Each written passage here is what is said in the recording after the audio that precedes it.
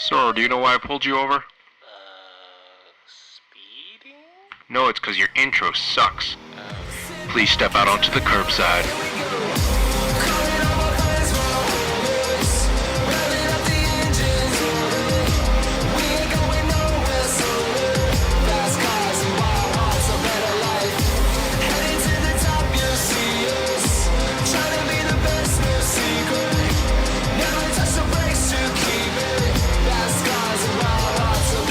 Hey everyone, welcome to another week of the Curbside Podcast, the podcast where we talk about cars and everything to do with cars. My name is Jeff.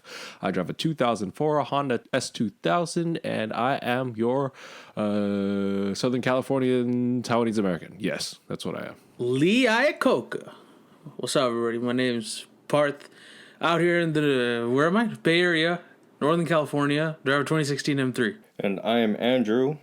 I drive a 2014 Evo 10 MR. Forgot to think about it for a second. And a 2015 Subaru BRZ. Oh, forgot what you drove, huh? Yeah. I forgot where I lived. It took me a second. Yeah, do this quarantine shit. My brain's a little slow right now, man. Same. I forgot I was Taiwanese American. Parth forgot where he lived, and Andrew forgot what he drove. Yeah, this quarantine's going taking well. a real toll. Yeah. We're in a new world order, guys. Yeah, man. We are in this, man. Jesus. So how's life up there in the NorCals for you guys? Quiet. Yeah, very quiet. I haven't left my house since Saturday. Yeah, I haven't left my house in a full week now. Well, here in LA, we don't have that strict of restrictions, but we're still doing what we can to stay indoors and whatnot. And we all know what's going on here in this world. We're probably at home watching a bunch of Netflix. But, you know, instead of watching Contagion and scaring the crap out of yourself, why not watch a nice, heartwarming movie? And the one we recommend to you guys is going to be... Love Actually. Oh, yes, that one. You said heartwarming movie, bro. Yeah, I guess. Love Actually. Forget what we're talking about this week. Let's just talk about Love Actually. I haven't watched it. Well, we're going to be talking about Ford v Ferrari this week because we all actually finally got around to watching it. Yeah. That's why I said Lee Iacocca earlier. I'm not just crazy. Maybe I should just edit this all out and just leave that and let Parth be crazy. But I actually watched this movie around February of this year, which was long after the release date. And it was for my birthday. Usually my friends and I, we do a little birthday dinner. But I was like, nah, guys, let's go watch a movie. Now, they're not car people at all. But I was like, this is the perfect opportunity to drag them into our car world here.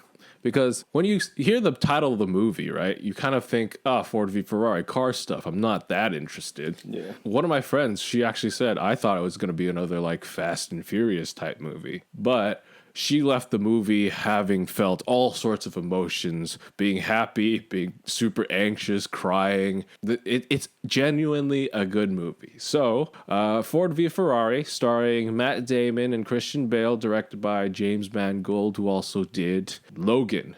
What did you guys think? It was fantastic. Yeah, I thought it was really good too. Yeah, like you're saying, like your friend said, like it really encompasses like everything that you need in a genuinely good movie. It's not just a good car movie. You get a mix of like personal relationships, professional relationships, Family relationships. Yeah, exactly. It's I thought it was all around a really great movie. There's also a slight hint of good versus bad, you know, Yeah. in the movie. So yeah, it's like I went with the family, and we dragged my mom to it too. And she actually liked it. Like, she was also, like, before she went in, she was like, oh, it's going to be a car movie, you know, I don't know if I'm going to be that interested. She loved it when she walked out. Mm-hmm. It's a fantastic movie. Because honestly, the focus isn't the cars. No. It's the story behind the cars. Yeah, and like one of my things that I felt was missing a little bit, you get the competition between Ford and Ferrari, but like they don't really go into how they developed the Ford or the GT40 in 90 days. Yeah. Yeah. It just showed up. Appeared one day. Yeah. Yeah. So it just showed up from England. Like, here you go.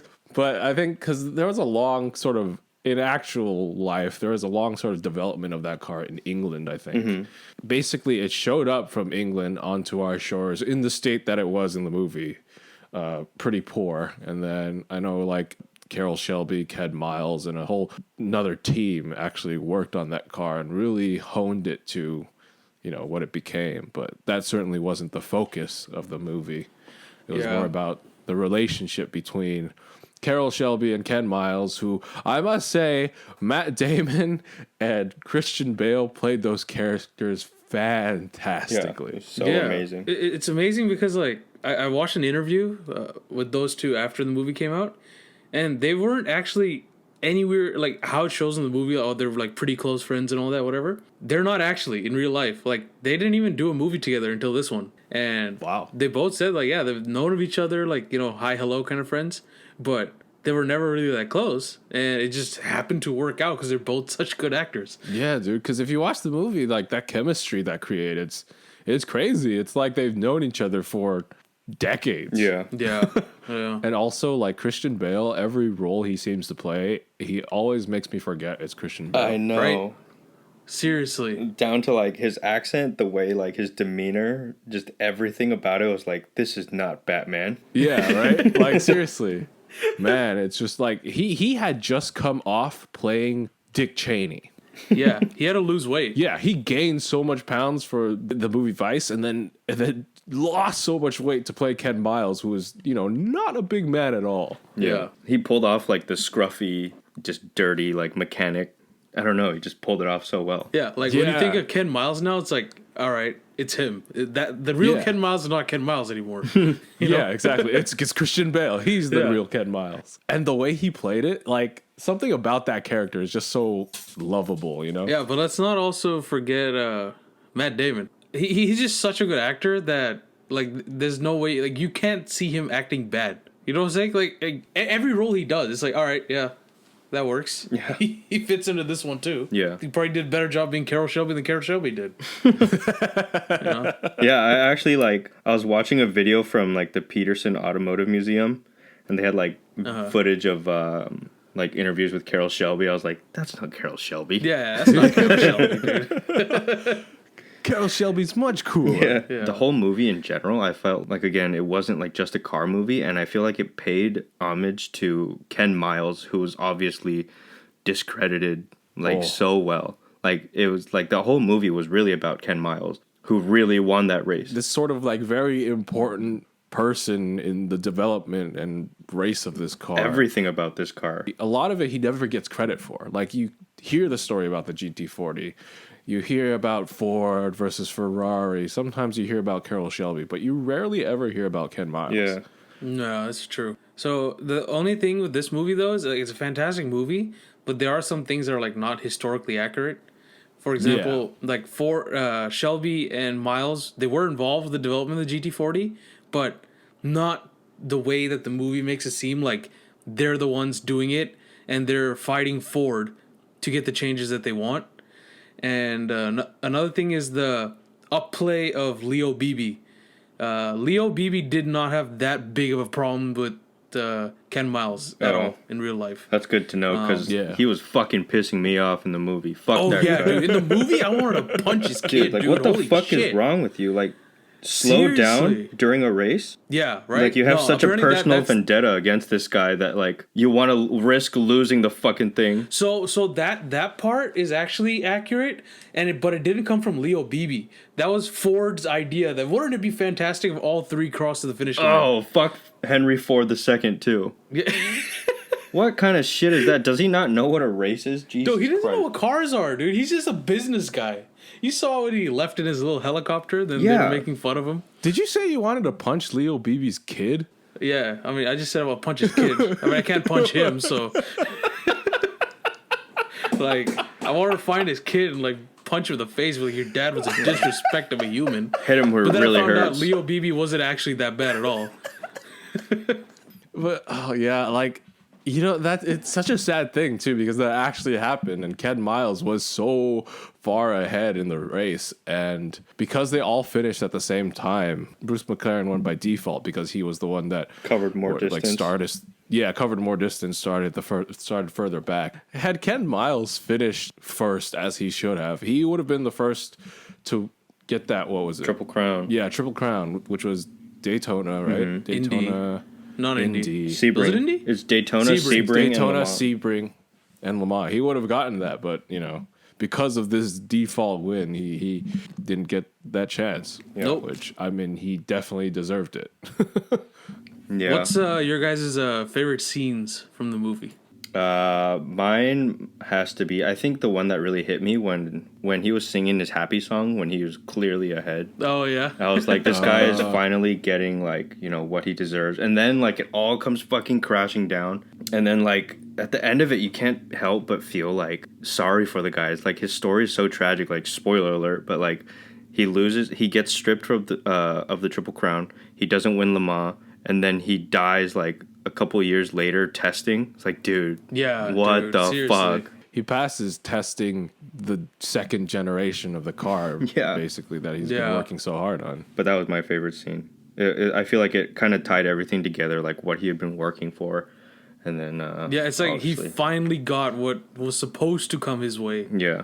What about you, Jeff? My favorite scene has to be the fight scene. where where we finally get to see Jason Bourne fight Batman Except, with a loaf of bread. oh god, that's what happens when Jason Bourne fights Batman.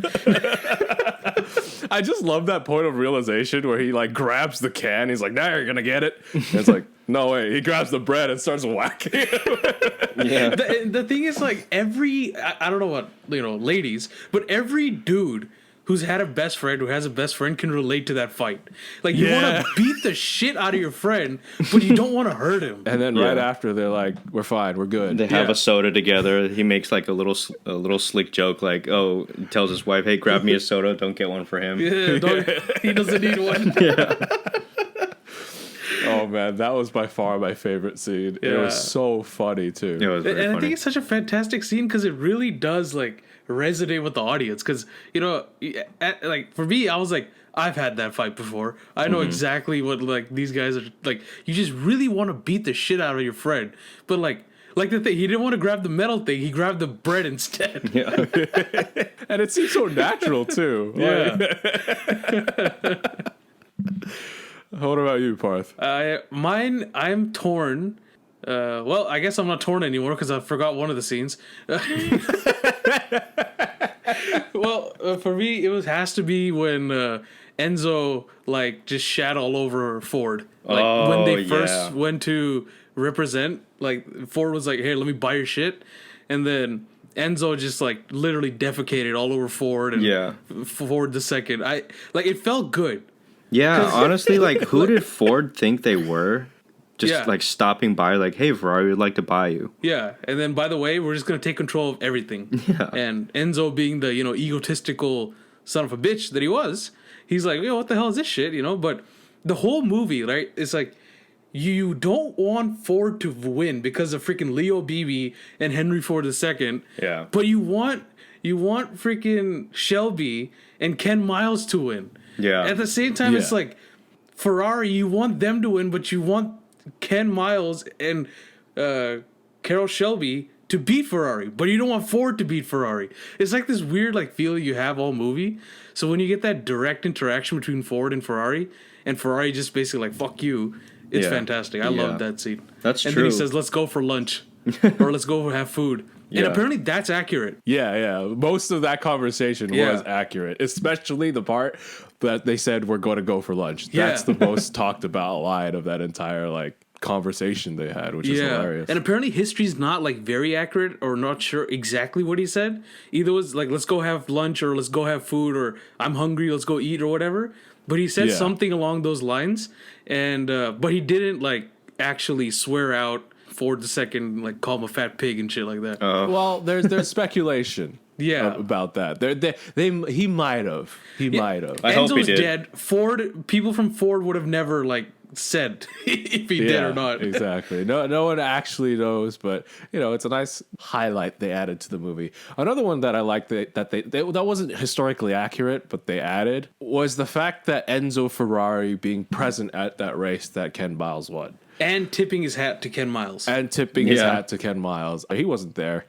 But I think it was just a nice gesture for him to put it in there and just like have the big man, know who to actually respect. Yeah. Yeah, right? Like Enzo in that movie, they portrayed Enzo as the guy that actually knew what good racing was and not because it was like the difference between people who love racing and people who are corporate and money minded, and it kind of showed that okay, Enzo's the guy, he's an asshole and he's arrogant and all that, but he still respects real racing. Like you said, it's not real, but Mangold said that he had to have Enzo at that race because it didn't make sense for the entire movie for him.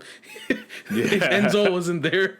Yeah, and I feel like part of it they put that in there to make Henry Ford II look a little bit worse too, like him leaving in a helicopter, going to have dinner.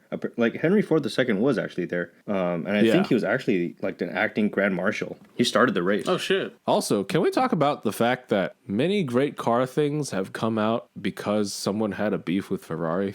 Right? So we have, the Ford GT40, and then we have the birth of Lamborghini because Lamborghini went to Ferrari, was like, I want one of them cars. And Ferrari was like, I don't know, something was like, I'm not making a car. Or like with every story that has to do with Ferrari, the actual story is like hazy a little bit. There's no everyone has their own version. The one that I've heard the most, the one that I like the most, let's put it that way. Lamborghini was a tractor maker, right? He used to make tractors. He walks into the showroom and Enzo's like, "No, I'm not gonna sell you my car, you peasant. Like you make tractors. Haha, you think like you're shit? No, you can't afford my pieces of art." Lamborghini got pissed and he's like, "I'm gonna make a better sports car than you," and then started Lamborghini. Amazing. If Enzo didn't have his nose so far up his freaking racing division, he would have like helped his company 50 years later, because then there wouldn't have been a Lamborghini, there would have been a Ford GT. Now, we talked about how this is not just a car movie, right? Mm-hmm. Yeah. But let's talk about the car stuff in this movie. Dude, everything, there's no CGI. Yeah, most of the racing is practical. Like, only a few shots are CGI. Like, they got replicas. Oh, I was about to say, how did they get all of those GT40s together? No. Their insurance would be quite expensive if they had to do that. If you see some of the rigs that these guys use, the hero car, the one Christian Bale was in, he is actually, while they're filming that, he is actually sitting in the car, but meanwhile, in the back, where the engine would be, is like this giant, like kind of like big stilt box thing with an actual driver kind of sitting on top. No way. Driving. Yeah. So you guys could look this up. It's just so cool. Like the way the pacing and the racing of this is done gives such a great sense of suspense and a great sense of like speed and the fact that I feel like the people that shot these scenes, they were actually car people. No, definitely. Apparently, Matt Damon came on to Jay Leno's garage after the movie was made. Because of the movie, he actually bought a real Shelby Cobra. Holy shit. Yeah. So Matt Damon has a real Shelby Cobra. Jesus, Damn. fantastic. He is now Carroll Shelby. He is Carroll Shelby, dude. My name's Carroll Shelby, and performance is my business. Oh, that was the other scene that I was talking about. That I was like, I'm conflicted. It's when freaking Lee Iacocca shows up to Carroll Shelby's place down in L.A. and he's like, he wants to talk to him about him like joining Ford's racing division, right? But Shelby's like tripping out about all the engines that he hasn't paid for and all that stuff. Mm-hmm. Yeah, no, he was just like, he's been selling the same car to like 5 different people. Did this movie teach you guys a lot about this story, by the way? I knew kind of like a gist of the story, but like little details, and I didn't know that, Ken Miles was supposed to be the winner. Didn't know that. No, I knew a bit more because remember I think it was Grand Tour? Yeah. They did a segment on it. And because of that segment, I actually went and like looked up more stuff by myself. Oh, okay. And then the movie came out, so I known about Ken Miles briefly from the Grand Tour segment, and I know we've heard this story like countless times because it's one of the most famous stories in the automotive world. Yeah. But I actually learned that I didn't know too much about Carroll Shelby either. I didn't know he had raced in Le Mans and was. Yeah, I didn't know that either. I didn't know that part actually. He was like the first and only American to win them all? First Yeah. American, yeah. I don't know about only. Was it only? At the time. Yeah, I didn't know that part. I was like, oh, dang. He's got a lot of pedigree. Yeah, after that, I was like, oh, he's actually like a racer. Like, he's not just making cars. He was making cars because he couldn't race anymore. Yeah. What was your guys' reaction when you first saw the trailer for this movie? I need to watch it. I remember seeing the trailer in theaters like months ago, and I was like, I looked at my girlfriend, I was like, we're watching this. And even she was down. Like, she really enjoyed it too. I watch like YouTube stuff on my phone usually, and that doesn't have like ad blocker and all that shit. So I have to deal with YouTube ads. Yeah. And every now and then I get like movie ads, which is actually fine because I actually watch the ads to see like, all right, let's see what movie's coming. And this was one of it. And I was just like, holy shit. And then I ran downstairs and I showed it to my dad. He's like, all right, we're watching this the week it comes out. Like, the one time you don't skip a YouTube ad. Yeah, so same here. Like, I had turned off my ad blocker for some reason, and the ad kept popping up for Ford v Ferrari, and I thought it was a documentary. Because I kept skipping it, and then like for some reason, I like my eyes stayed on it longer than usual. I'm like, is that Christian Bale and Matt Damon? Yeah. Is this a movie? No way. Never in a million years would I have thought that they were making a movie about this. Yeah. And I kind of wonder why this movie came out at the time it did. Do you think it has anything to do with the new Ford GT coming out? Like, do you think Ford has anything to do with this movie? It's kind of random, but that's like the only tie I can kind of think of why this movie finally came out. So I was reading before yesterday, I was reading something about actually that for some reason. And Ford was almost not much involved at all, except for providing some like footage for their research. But besides that, Ford wasn't involved like at all. It is random then. Can I just say how like refreshing it is to have a good movie, a new good movie that's not like the 10th in a franchise, that's not a remake of something. That's not like half-naked girls walking around with everyone's custom-tuned NOS exhaust freaking cars, and then like they're jumping buildings and they're pulling goddamn vaults with their goddamn like chargers and like going on runways that happen to be 35 miles long. This is how you make a proper this car is like movie, dude. the first like genuinely good car movie in quite some time. Yeah, like this is like I even think like Cars, like the movies, Cars 1, 2, 3, the animated shit. I think they do a better job of making a car movie than freaking goddamn Fast and agree. Furious. So, what do we rate this movie, guys? We're not critics, so I'm giving it a 10 out of 10. I'm a 9.5 out of 10, only because I wish we could see more of like how the car was actually developed, but it being already a 2.5 hour movie, it would have made it like a 3.5 hour movie. I'll give the A+.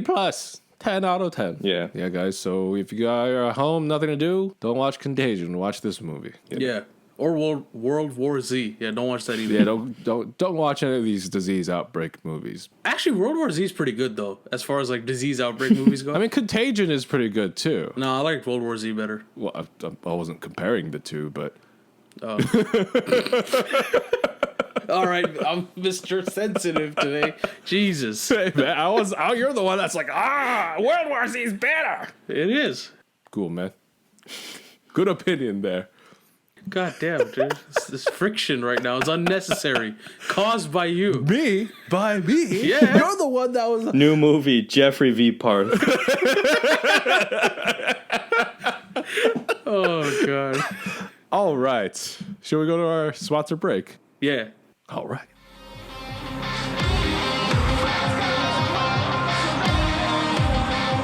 Hello. Welcome to our sponsor break.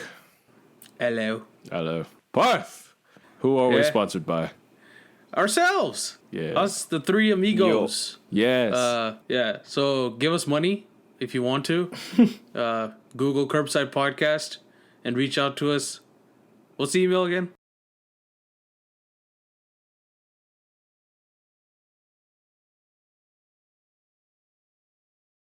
You can find us on Instagram, Facebook, Twitter. Our handles are at the Curbside Podcast and at Curbside Pod on Twitter. Yeah.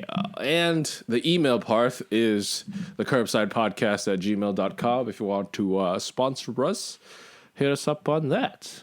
And hit us up on our socials if you want us to cover something. Or if you want a shout out, or if you have a question, or if you want to know like our opinion about certain things. All right. And with that being said, let's get back to the show.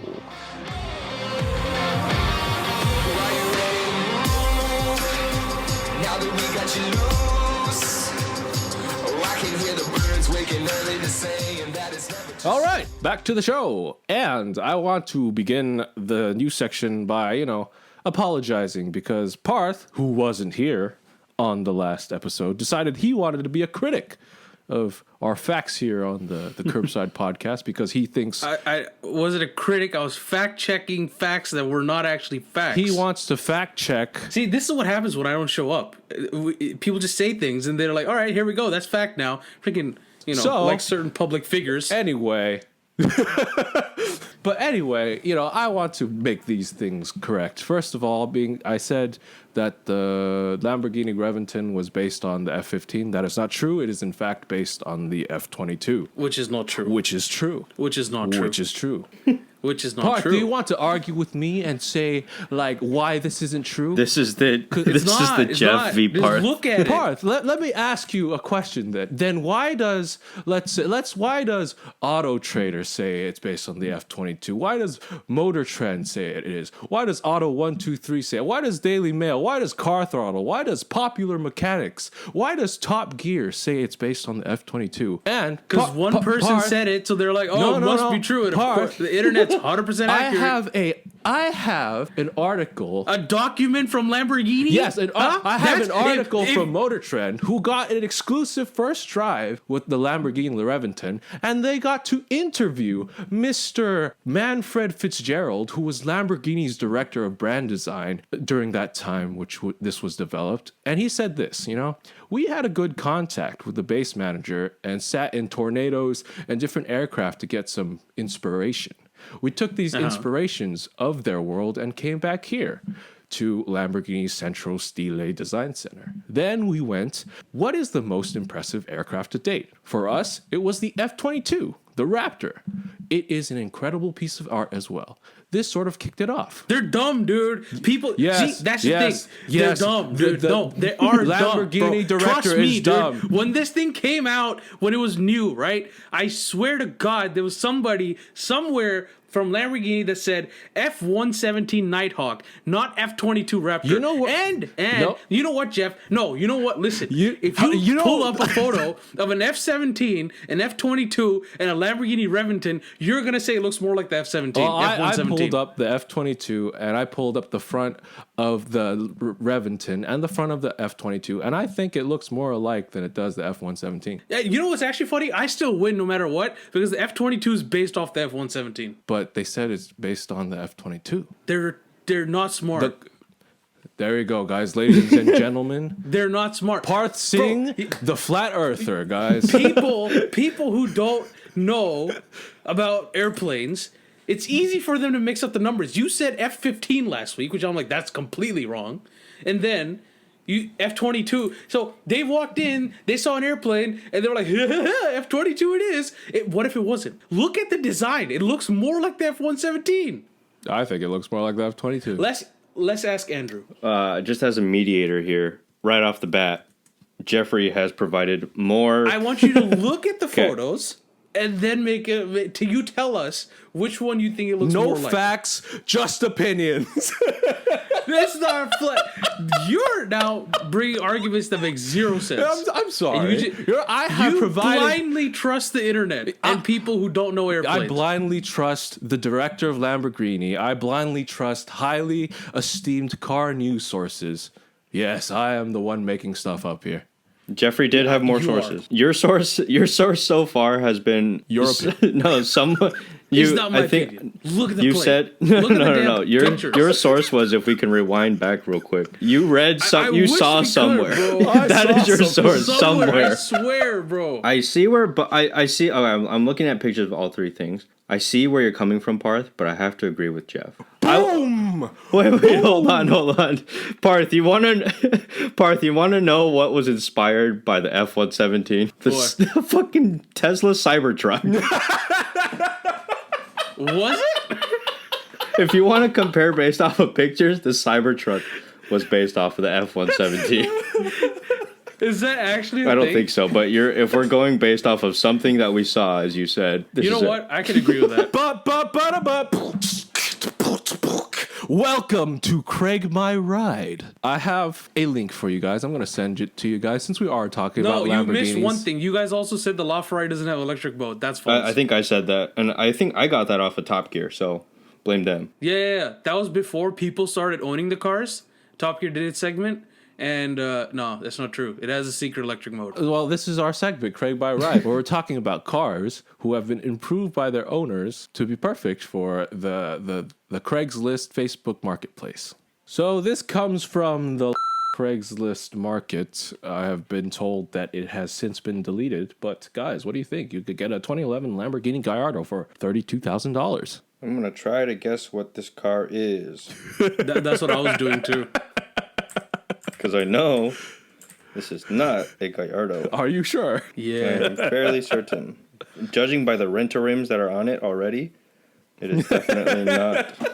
He has a picture of the engine bay. There's an Ecotech badge on the engine cover. And I didn't know the Gallardo had a long nose to fit a 4-cylinder engine into it. So in the description it says 2011 Lamborghini. Oh, Saturn Sky. Oh, no. It says 2011 Lamborghini Gallardo replica made from complete Saturn Sky. Saturn Sky body was removed and fiberglass Gallardo body professionally installed by ZNN Customs. Never heard of them. One of just 3 made. I wonder why. There's multiple of these. Does that make it a production vehicle? Yeah, does it? Can you imagine? I have one of 3 counterfeit Rolexes. I feel like you could definitely get sued for this. So it also has a tuned 4-cylinder engine with a turbo that makes 300 plus horsepower. Yes, the infamous Lamborghini Ecotech motor. Yes. Yep. I love me the sound of a Lamborghini 4-cylinder. I will give them credit to the amount of attention to detail that they decided to put on this thing, though. I guess, if you want to call it that. For the amount of money that this guy probably spent to make this, he might have been able to buy a highly used Lamborghini Gallardo. Yeah, because they're like 70,000 these they days are for not really high that much mileage anymore. ones. Yeah, because the amount of custom work put into this, I don't think it was cheap. And it looks like a decent paint job, like leather interior. Yep. He boosted a goddamn Saturn Sky. That in itself has to be like a one-off. Nobody boosts a Saturn Sky. So that's a custom turbo job. So I've looked at like real exotic car posts, for used exotics before, and a lot of them have this thing, AC blows cold. But that's because it's a used Italian car and does tend to have that issue. I like how he included in this ad too, to add the touch of it being an Italian car. AC blows cold. Also, I'm not sure how true this is. It's California registered SB 100 exempt. Never needs smog checks. Really? That's some Parth, you want to talk about fake news? There it is. yeah. This is why he deleted his posting. And it's kind of impressive to me. If you look from the windshield back, it's a fucking Gallardo. Yeah, seriously. Yeah, like if I saw this in a parking slot and I could only see the rear back, I'll be like, oh, dude, it's a Gallardo parked there. Did Gallardos have a hood scoop? I don't think so. No. I mean, there's I don't there's think nothing so. to cool up there, or Cool off your That's true. Cool off your luggage.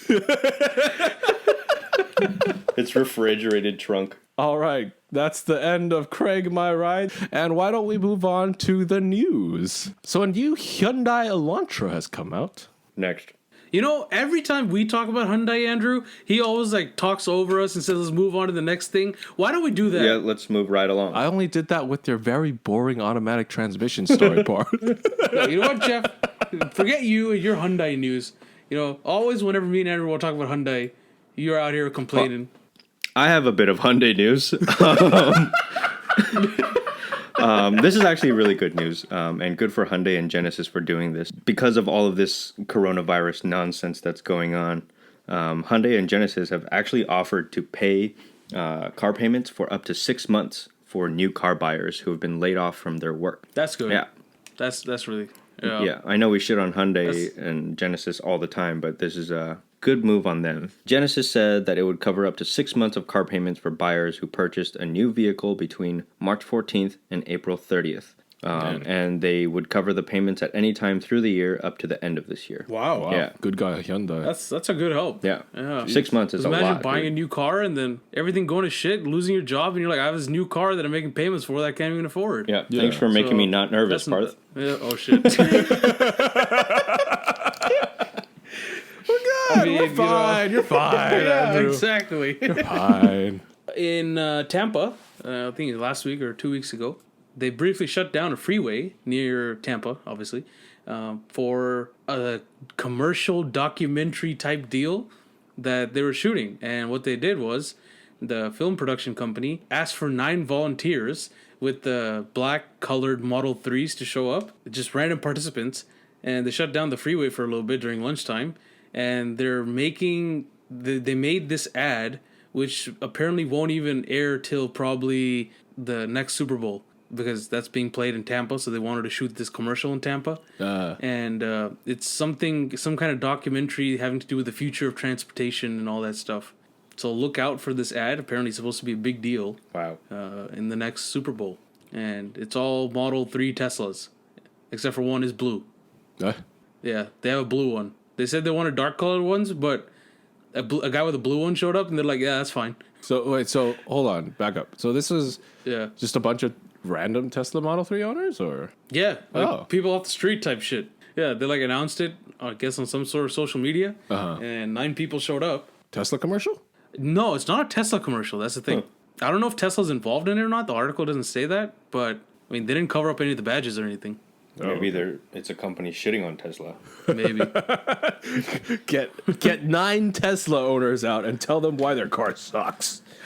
Or it's like an electric semi-truck smashes through 9 Teslas. Yeah, there you go.